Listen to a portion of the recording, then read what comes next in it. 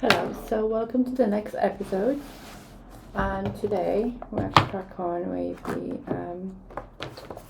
what we started in the last episode. The Aztecs, 1325, 1521. And okay. The Atlantic Ocean is the youngest of the world's five oceans. It began to form during the late Jurassic world, approximately 150 million years ago, following the breakup of the supercontinent of Pangaea that once united much of the world's landmass. When the Atlantic first started to rip this continent in two from north to south, dinosaurs still roamed the earth. This ocean would grow by 3 centimeters a year as the tectonic plates pulled apart at the mid-Atlantic ridge, and the Americas were gradually torn away. The Atlantic Ocean was already around 2,500 kilometers wide by the time the dinosaurs were wiped away by the Chicxulub asteroid impact about 66 million years ago, which struck the Earth just off the coast of Yucatan in southern Mexico. The ocean kept growing as the planet's large animal life recovered from that catastrophe, and all modern mammals diverged from our small rat-sized ancestor. How and when humans arrived in the Americas is a question that is being constantly updated and revised as new evidence emerges. And just as in Europe, the story is likely one of multiple waves of settlement that left varying impacts. Much of this story will take place in a landscape known as the Valley of Mexico, a highlands plateau in central Mexico, sandwiched between two great ranges of mountains and volcanoes. Archaeology suggests that the earliest human arrived here around 12,000 years ago, when the valley floor was still covered with a great body of water, 80 kilometers long and 40 kilometers wide, Lake Texcoco. The earliest people found vast herds of mammoths roaming the pine forest bordering the Great Lake, hunted them, fished, and set up simple communities. Agriculture began around the lake about 7,000 years ago, and by 1200 before CE, a number of large villages coalesced. To the north, the land of the Chihuahuas desert were tough and arid, and so over the time countless migrating people and nomadic groups traveled south into the valley. People known as the Tepans had gained a hegemony over the valley, ruling a network of allies and client states from the city of Azcapotzalco, which rose on the western bank of the lake. At least 40 other cities paid tribute to them and sent soldiers to fight in the armies. The Aztecs were a rough bunch. They didn't wear the embroidered clothes of the city dwellers or have the sophisticated manners, and their years in the wilderness had made them tough. They worshipped a fierce, warlike god named Huitzilopochtli, whose name meant hummingbird of the south, and followed rites of blood sacrifice with apparent enthusiasm.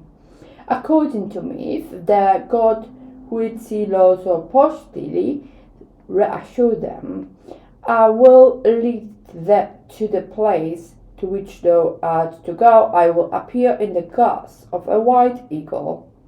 When I arrive there, I will align, and there thou wilt see me. So presently make my temple." According to the myth, it was around the year 1325 that they finally saw the sign, a white eagle with a snake held in its beak, perched on a cactus on an inhospitable strip of marshland lying some ways off the western shore of Lake Texcoco. This was now the only uninhabited land left in the valley. The Aztecs built canoes and paddle out to this lonely stretch. There, they built a small number of huts and reed altar to the god Huitzilopochtli. The Mexican named the humble settlement after one of the legendary kings, a man named Tenor, who had led them through the desert.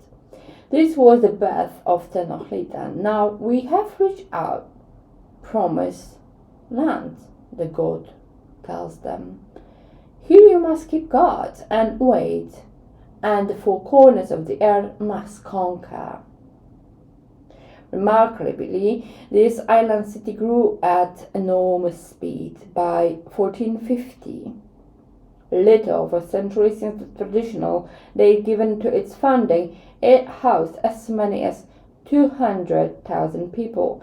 By this time, Tenochtitlan would have looked something like an enormous Venice, a lattice of canals and waterways, joined to the mainland by 3 stone causeways to the north, south, and west. The city spread, making circles of emerald, one Mexican poet would write, scattering splendors like feather of Quetzal. In her there is coming and going of barked. Tenochtitlan was a place of pleasure and luxury. It had a botanical garden and even a zoo, which Spanish visitors later found remarkable, since nothing of the kind yet existed in Europe. Drinking alcohol was strictly forbidden in Mexican society, but people surreptitiously drank pulque, a particular kind of milky alcohol drink brewed from the agave plant. If you walked the street of Tenochtitlan, you might also see a group of people eating hallucinogenic mushrooms or drinking them brewed in a tea. These were used especially among poets and priests, for whom they took on a religious significance, as one piece of oral poetry records. And they said, I have drunk fungus wine, and my heart weeps. On earth I have only pain. It matters nothing, we are all together, precious jewels of the god, strung on a thread. We are all together jewels of his necklace. One of the most remarkable of the city's sights could be found in its northern part. Here in the north district of Tlatelolco, a great market was held. This city in the lake had now become the crossroad of trade in the region, with boats coming from all the lakeside city to sell the products here. An enormous colorful variety of food, including sweet potatoes, manioc, sapot, guavas, avocados, plums, acacia beans, tortilla, flatbreads, turkey meat and egg, fish and other goods were brought from all over the valley and beyond. The Aztecs loved riddles, and while the market goers mingled, they may have left and exchanged new ones with what had that week. Some example of these Aztec puzzles were written down by the Spanish Fray Bernardino de Sahagún in the 16th century. What thing and thing goes through a valley and carries its guts dragging? This is the needle and thread. What thing and thing is 10 stones that someone has on his back? These are the fingers and the nails. What thing and thing is a mirror in a house made of pine branches? This is the eye with its lashes. The Aztec believed that Huitzilopochtli, the god, took the form of the sun and every day chased his siblings, the moon, and stars across the sky. They believed that if he ran out of energy for the chase, the world would end, and then there was only one way to keep his moving. It's impossible to know the full extent of the bloodthirsty practice before contact with Europeans. Sacrificial victims were usually prisoners of war captured during battle with rival states. Warfare in the Aztec War was a highly ritual affair fought with wooden clubs and obsidian spears, and Aztec soldiers were generally not aiming to kill the enemy on the battlefield. Their main goal was to capture men and bring them back to Tenochtitlan to be sacrificed. For a pubescent boy, capturing his first enemy for sacrifice was considered a rite of passage. After taking 2 prisoners, he would be allowed to wear sandals into battle and would be rewarded with a feather cloak. At 4 captives, he would be given a jaguar skin to wear into battle. Jaguar varriers held a similar position to European knights, and climbing this ladder was the only way that a commoner could enter the nobility. Eventually, he could be promoted to the ranks of Eagle Warrior, the military elite of the Mexican, and would go into battle wearing a big helmet and resplendent feathers. This system has led some to argue that while a grisly spectacle, Aztec sacrifice did little more than relocate the casualties of conflict. While an old battle might have seen 10,000 killed on the battlefield, an Aztec conflict was relatively few battlefields casualties, with the associated killing taking place publicly in the hearts of their cities. And let's move a little bit forward to the last bit because we're moving to the next background. There are 2 principal actors in the great drama that is about to unfold. The first is the most wealthy, powerful man in the world, at least as far as we know. He is the king of the Aztec Moctezuma II. Like many Mexicans of this time, Mexico had dark hair, wavy hair, an aquiline nose, and a large forehead. His name meant Lord Thrones in anger, but witnesses recall that his voice was eloquent, courteous, and diplomatic, though he often spoke so quietly that the movement on his lips could barely be seen. He was the 9th of a king and came to power in 1502 at the age of 35, when the empire was at the height of its power and confidence. For his coronation, Moctezuma first went into a spiritual retreat, fasting and praying into the temples, and then emerging into a raucous ceremony with music, dancing, feast, and the arrival of visible nobility from all over the world, the Aztec lands. After the coronation, it was traditional to go to war.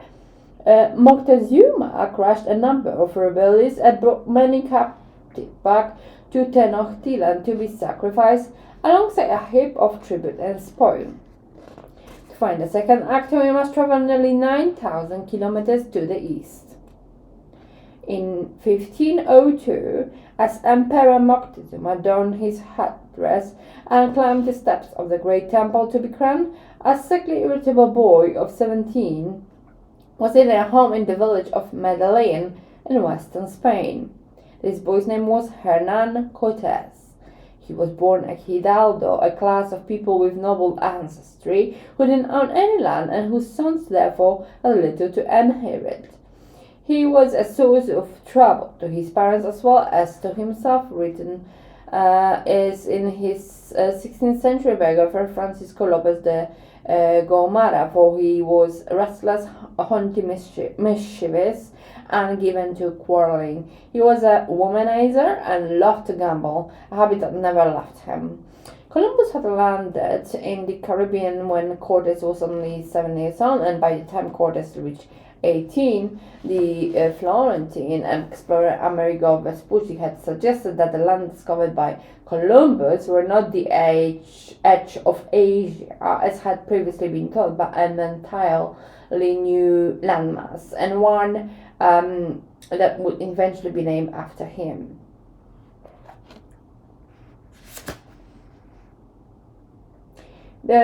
So in 1517, an expedition led by one Francisco Hernandez de Cordoba explored the coast of Mexico for the first time and met Mayan people living on the north coast of the Yucatan Peninsula. At this time, no one was sure what the large landmass to the east was. Some believed it was just another large island with while others continued to maintain as Columbus always had that it was the mainland of Asia. But Cordoba's expedition was ill-fated. They were attacked by local Maya. Despite his inexperience, in just 1 month, Cortes was able to gather 300 men and 6 ships ready to his rescue mission. But before they could set off, disaster struck from Cortes' perspective, and then when they were supposedly setting out to find sail back into port. When brought back incredible stories of city of tall pyramids and paved streets, and encountered meeting a delegation from a powerful king who was said to live there named Moctezuma. With its raison d'être vanished and becoming increasingly nervous that Cortes was about to get all the glory of the new discoveries, Governor Brazza withdrew his support for the voyage and even explicitly forbade Cortes from setting sail. The Grijalva's expedition the previous year had caused quite a stir in Moctezuma's court. One morning, lookout guarding the coast had sighted the Spanish ships in the distance. Then the tall white sails emblazoned with red crosses, and the small group of Mexicans returned to their capital, obviously, a little shaken by the encounter day by day, night by night. They traveled in order to come to warn Moctezuma, in order to come to tell him exactly of its circumstances. When they arrived, they were summoned to report to the king himself. This lowly watchman from the coast would have come before the emperor barefoot and would have bowed their heads when they spoke to him. Cortes and his 11 ships had quickly made the short crossing from Cuba to Mexico, and sailed for several weeks past overgrown sandbars and white sand beaches lapped by sapphire blue waters. And one day a local shouted that there was a canoe paddling out to meet them, and this was Guillermo de Gatu, who had been shipwrecked 8 years earlier when trying to sail for Cuba. He had lived as a slave among the Mayan before managing to escape. From the beginning, Cortes knew that he was potentially in illegal mission, and the 11th ship Cortes sent back to Spain with a letter to the King of Spain and Holy Roman Emperor Charles V, the first of 5 that would write, and a collection of golden artifacts looted from nearby villages. This was clearly designed to go over Venezuela's head and legitimize the mission with an appeal to a higher authority. With the same aim in mind, Cortes put his legal knowledge to work and immediately found a new town which he called Vera Cruz, or the True Cross. And let's move to the very much next subject. But before we do that, let's do the ending about Cortes died of dysentery in Seville on the 2nd December 1547. He was 62 years old, embittered and alone. Perhaps fittingly for such restless, disastrous character, his remains were moved 8 times in the following decades, first around Spain and then overseas to Mexico. In the 19th century, the rising swell of pride in the indigenous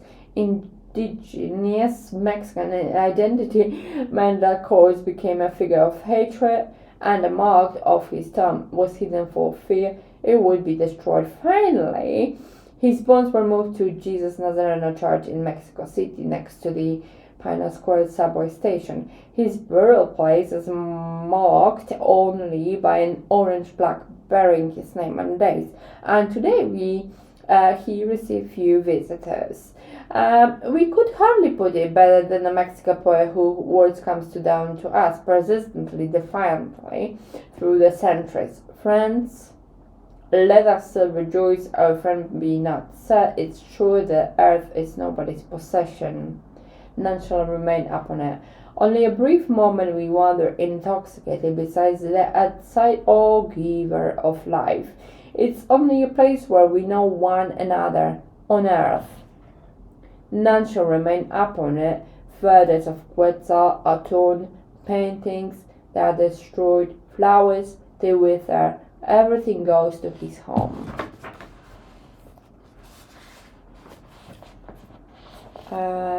This will be very brief because this is the next subject. The next is the Inca.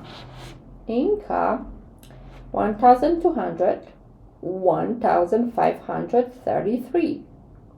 The Andes Mountains are the longest continental mountains range in the world. They stretch more than 7,000 kilometers across South Africa, from north to south about a sixth of the way around the circumference of the Earth. These are also the world's tallest mountains outside of the Himalayas, with the highest peak towering up to nearly 6,700 meters, roughly two-thirds the crushing altitude of an airliner. Since the formation 6 to 10 million years ago, the geological ramp has had a dramatic effect of the circulation of the Earth's atmosphere, giving rise to some of the plane's most extreme landscape. To the east, they act as a wall to the continental rain clouds, pooling and gathering them, resulting in the vast jungle rainforests of the Amazon. But the land on the Pacific side of the mountains could be more different. In the Inca conception of their own history, the story began with a small band of highlanders who migrated to a place called Cusco, one valley in the highlands of southern Peru, like around 1200 CE.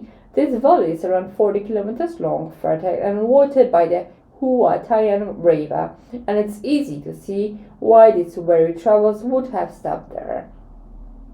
In Inca creation myth, recorded in the 16th century by the chronicler Juan de Betanzos, described the scenes that these migrants would have seen upon their arrival. In the place which is called today the great city of Cusco, there was a small town of about 30 small, humble straw houses. The rest of the area around the town was a marsh of sedge with sharp-edged leaves. Tradition holds that these people had come from a place called Tiwanaku. Tiwanaku was a great city found around 100 CE on the shore of Lake Titicaca to the south of Cusco in what is now western Bolivia. In the city of Tiwanaku, the art of Andean stone carving reached its highest height. In fact, it's here that the Inca created a good view of how high is supposed to have carved humanity out of the very stone of the mountain itself. The Inca were also heavily influenced by people known as the Wari. The Wari were a desert culture, but between the year 540 to 650, where Europe reeled from the collapse of the Roman Empire in the west, the Wari expanded across the Jose Mountains of the Andes. The buildings were not as refined as those of Tiwanaku, often built out of rough, uncut fieldstones using for mortar, but this unfitness allowed them to build of a much larger scale. The city walls were often as much as 12 meters or 4 stories high, and the aqueducts could run for as far as 40 kilometers across the landscape. The city of Cusco found itself at the location where the influence of Tiwanaku and the Wari overlapped. So it's inherited something of a hybrid culture, benefiting from both prestigious achievements. The Wari had introduced the idea of an empire that would unite the territories of the Andes, but with their collapse, followed centuries of fragmentation and warfare in the mountains as rival states competed to fill the power vacuum. From these wars, the Inca would rise. They would model themselves both culturally and politically on the warrior, even dressing the nobles in woven tunics, descended from warrior traditional dress. They built their imperial capital at Cusco and modeled it after their warrior cities. All of this was designed to send a message to the people living among the high mountains passes. The days of chaos were coming to an end.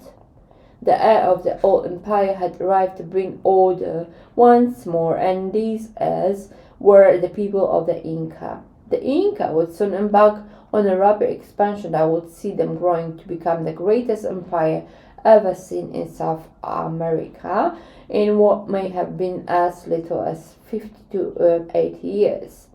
According to tradition, this would be thanks to one great king, a conqueror of unmatched skill and energy, a kind of Andean Alexander.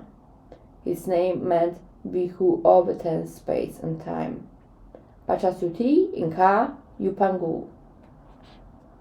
Pachacuti was born in Cusco in the palace of Cusi Hanta. As he grew up, he would not have looked out over the hills at as the sun washed the grassy valley sides and watched birds fly over the yellow-thatched rooftops of the city.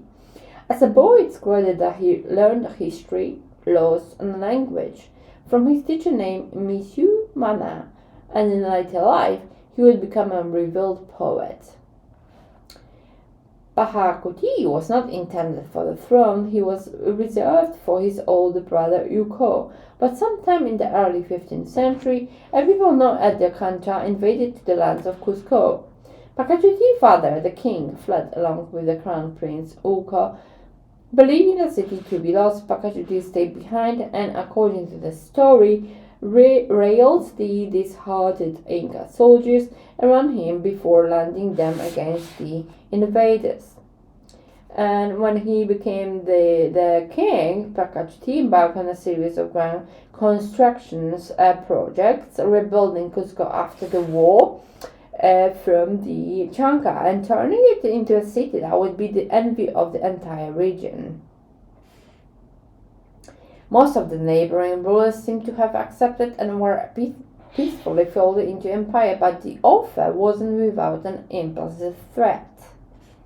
Refusal to accept Inca rule resulted in an invasion, and rulers who resisted were executed without exception.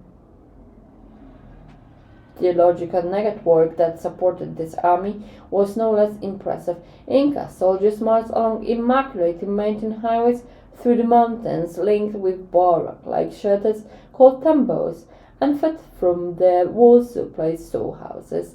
Throughout all the royal roads, writes Cesar de Leon, they were built from half-league to half-league, small houses, well roofed with wood and straw, lined the roads at regular intervals. Thanks to these highways, the Inca army was able to move faster, gain speedier information, and amass a greater force than any of their rivals. Religious belief in this region was incredibly diverse. Unlike the Romans, the Inca practiced an inclusive attitude that allowed them to incorporate a diverse range of people into the empire. In territories they conquered, local religion and cults were allowed to continue, or possible were folded into the existing mythos of the Inca. One of the most remarkable constructions of this period is the outpost that will one day be known as Machu Picchu, perched on a mountain ridge, rising half a kilometer above the valley floor, with steep cliffs plunging down on either side. It's not clear exactly what this town was designed for. It was never self-sufficient and relied on constant supplies being ferried up from the rest of the empire, meaning that it must have had a specific purpose. Some believe it may have been a royal retreat chosen for the beauty of its location, while others argue that it was a plantation or trading post for coca leaves, and high-value crop that the Inca chewed and brewed into the tea for medieval pastry and for mild narcotic effect. As far as we can tell, the idea of private property didn't exist in Inca society, and they progressed on the basis of shared ownership of assets, resources, and the means of production. And when an Inca couple got married, they were given a house and a plot of land by the state, which they would use to produce enough food for themselves. The state provided seed and tools, as well as pair of pajamas for transportation, wool, and manure. In return, the family would give any surplus to the common storehouse, and they would agree to perform a public service known as meet up whenever called upon, perhaps to labor on a construction project for part of the year, or work in a particular workshop making clothes or pottery, work as a man runner, or to fight in the army.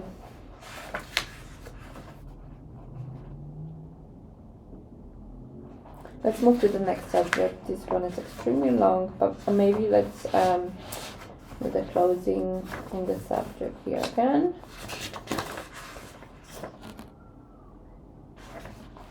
Okay.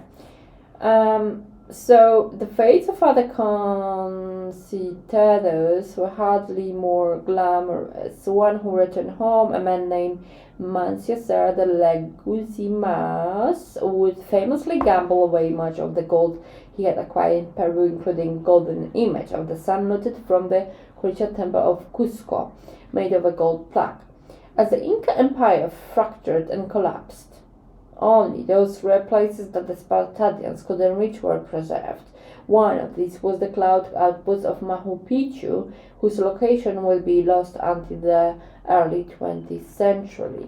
The site of Vilcabamba, the last fortress of Inca, Vilcabamba was also abandoned and forgotten. Today's location is known as Espiritu Pampa, or the Plain of Ghosts. On the 2nd July 1964, the American explorer and halologist Jean Savoy was the first to travel to the site and correctly identify it. Savoy writes about the melancholy ruins crumbling in the green twilight of the forest. Watching the first sunlight fall upon the scene, ancient walls after a lapse of several centuries is a miserable experience. The white granite blocks, covered by thin layer of delicate lesion, taken of a ghostly experience. But if we had hoped for ornate stone architecture like that of Machu Picchu or Cusco, he was disappointed. At the sight of these lonely ruins, we could be reminded of the prayers written by the first great Inca king, Pachacuti Inca Yupa. His songs for the prosperity and well-being of his people, written in an age where the people of the mountains still determined their own future, and the sun still shone on the Inca.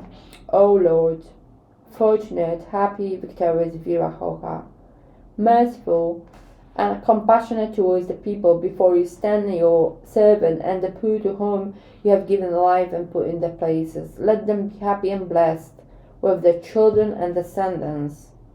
Let them not fall into dangers along the lonely road. You who order, who fulfill what you have decreed, let them increase, so the people do not suffer, and not suffering, believing in you. Let it not frost, let it not hail, preserve all things in peace. Thank you very much, and we will be recording part 5, right? Thank you.